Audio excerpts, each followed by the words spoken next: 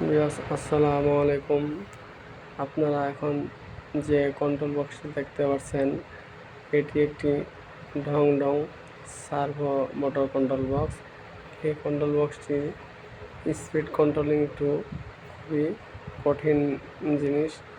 আর এই স্পিড কন্ট্রোলিংটি আপনারা কিভাবে করবেন, আমি আপনাদেরকে এই ভিডিওর মাধ্যমে সম্পূর্ণ দেখিয়ে দেব। আর ভিডিওটি ভালো লাগলে অবশ্যই একটি লাইক এবং চ্যানেলটির সাথে থাকার জন্য আপনারা আমার চ্যানেলটিকে সাবস্ক্রাইব এবং লাইক করে যাবেন। আর ভিডিওটি কেমন হয়েছে তা আমার